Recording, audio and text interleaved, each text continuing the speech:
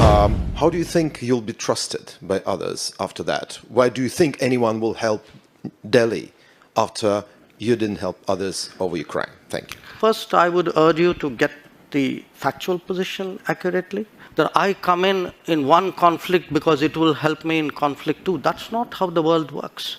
Where does India fit into this? But are you planning to not take a side? No, I'm sorry. That is exactly where I disagree with you. This is the construct you are trying to impose on me, and I don't accept it. You cannot also sit on the fence. I don't think we're sitting on the fence. Just because I don't agree with you doesn't make me sitting on the fence. It means I'm sitting on my ground.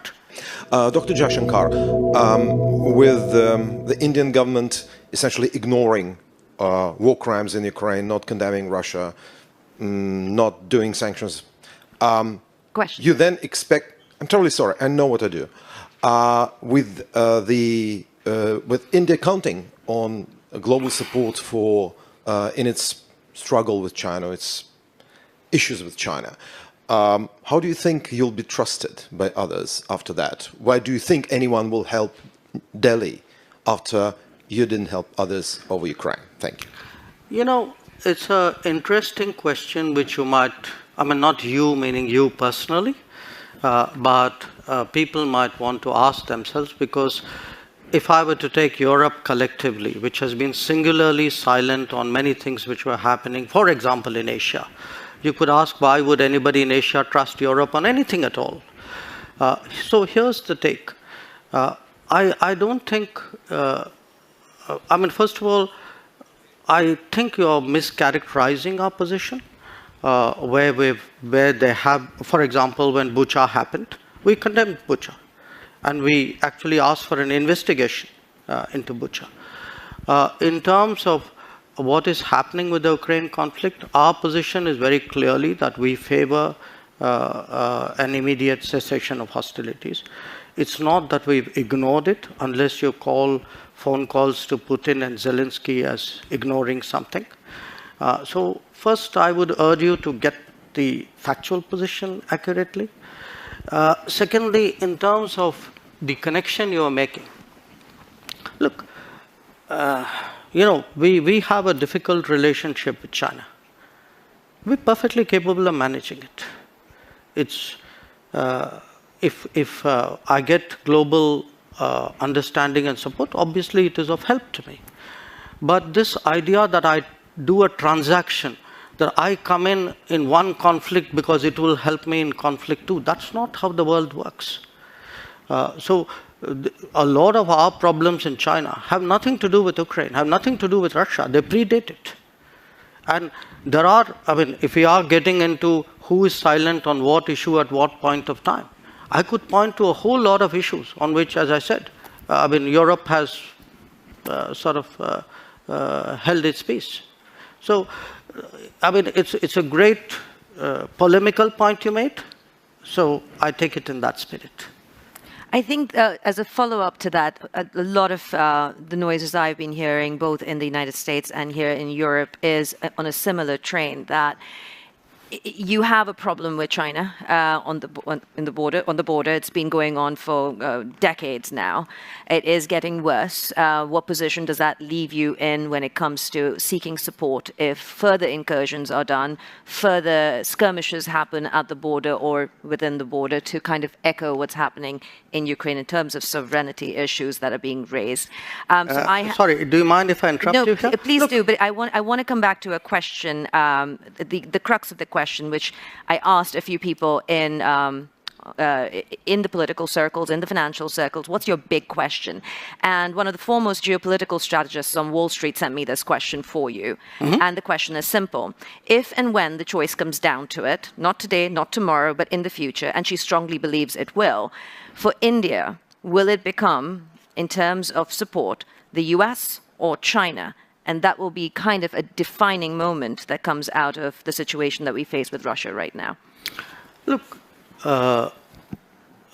number one, you know why I wanted to interrupt you in a way.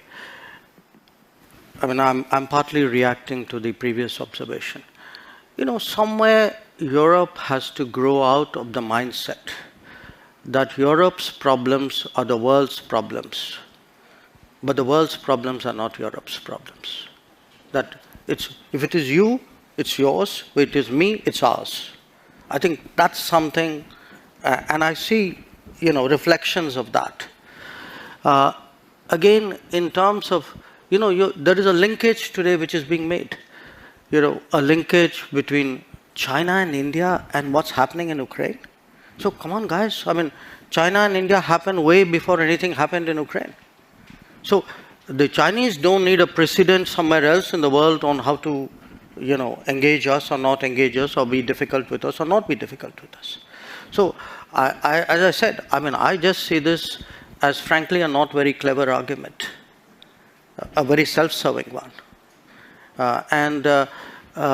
This idea that, your grand strategy must be about how you will choose. I will do what, as all of us do. I will weigh the situation, everybody, after all, how do countries eventually make decisions? Mr. Jaishankar, there will always be two axes at this point. I think it's an understood, accepted fact that you have the West, US-led, you have China as the next potential axis. Where does India fit into this? Are you planning to not take a side? No, I'm sorry. That is exactly where I disagree with you. This is the construct you are trying to impose on me, and I don't accept it. It is becoming a key point for transshipment of Russian oil to bypass sanctions. How does that serve India's foreign policy interests? I don't know. Does whoever wrote that knows what transshipment means?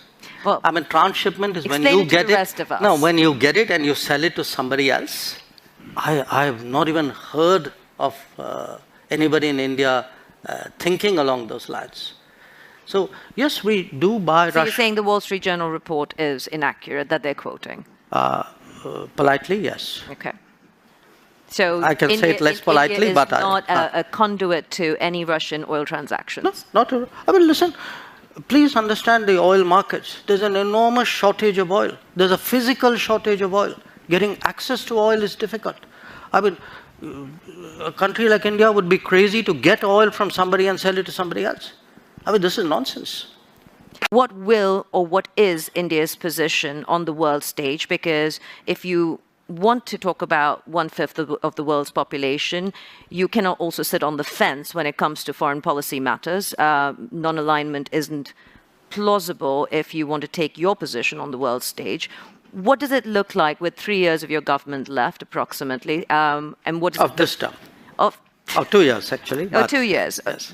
Thank you for the correction. Yes. Or even in the next decade or so. What is India's position?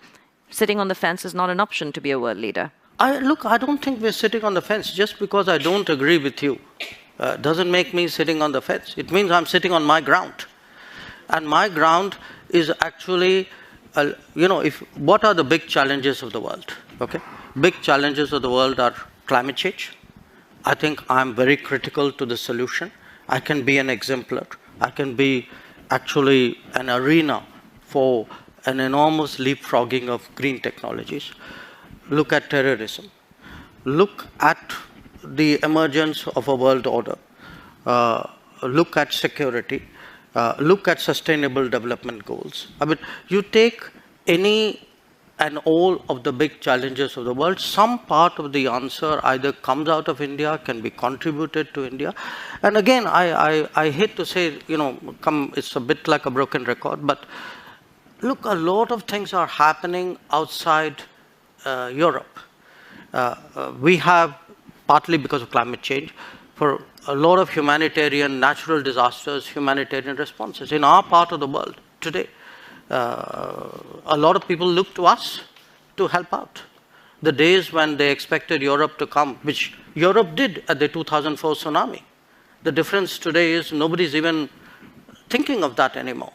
So the world is changing, new players are coming, new capabilities are coming, but a new agenda must come. The world cannot be that Eurocentric as it used to be in the past. And who will India play with? Will it be Europe and the US, or will it be China and Russia? Look, they're not exclusionary, but we are a democracy. We are a market economy. We are a pluralistic society. We have laws and contracts. We have positions on international law. So I think that should give you a fair part of the answer. After all, you began the question with a reference to the Quad. I mean, even though we didn't get much time to talk about it, but the fact that you have today a grouping like the Quad, which just had its summit in Tokyo, where very important decisions were made on connectivity, on telecommunications, on supply chains, on cyber security, in fact, on maritime domain awareness. It should tell you something which direction we're going. So again, I urge you that don't use necessarily a caricature version of one situation as a yardstick to pass a sweeping judgment. Because even on Ukraine, do reflect on this point. Somewhere at some point, surely the conflict has to end. Somebody will have to, a set of people, it cannot be a single country, probably not, will have to engage the players. It is our collective interest to find some kind of resolution, unless you're throwing up your hands and say this is not fixable. So at that point, I think people will need us. Says a diplomat, a career diplomat turned politician, learn diplomacy and keep going with it. Thank you very much, Minister, for joining us, and thank you all for being part of this conversation. Please give him a round of applause. Okay. We're taking a quick break.